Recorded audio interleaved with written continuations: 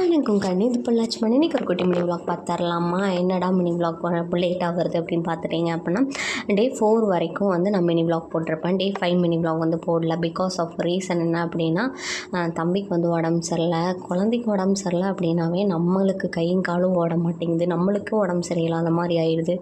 அந்த 2 டேஸாக ரொம்ப டம்ப்பாகி ரொம்ப டிப்ரெஷனுக்கு போயிட்டேன். தம்பிக்கு உடம்பு சரியில்லை, என்னடா பண்ணுறது அப்படின்ட்டு.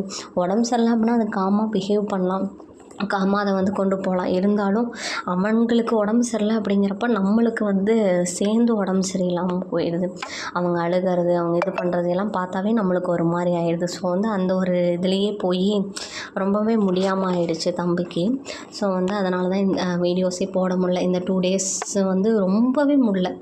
அப்புறம் சரி, அங்கே ஹாஸ்பிட்டல் கூப்பிட்டு போயும் கேட்கல, என்னென்னமோ பண்ணி பார்த்தும் கேட்கல. சரி அப்படின்னு சொல்லிட்டு தான் இன்றைக்கி பொள்ளாச்சி ஹாஸ்பிட்டல் போயிடலாம் அப்படின்னு சொல்லிட்டு நாளைக்கு ஒரு பிளானில் இருக்கோம்.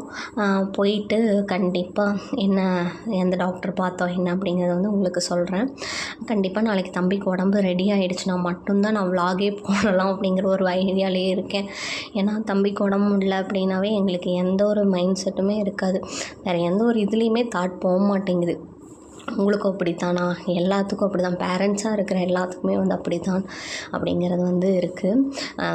ஈவன் அது மேலாக இருந்தாலும் சரி, ஃபீமேலாக இருந்தாலும் சரி, பேரண்டிங் அப்படின்னு வந்துடுச்சு அப்படின்னாவே குழந்தைக்கு முடியல அப்படின்னா கண்டிப்பாக நம்மளை தவிர வேறு யாருனாலையும் பார்த்துக்க முடியாது. Bye bye.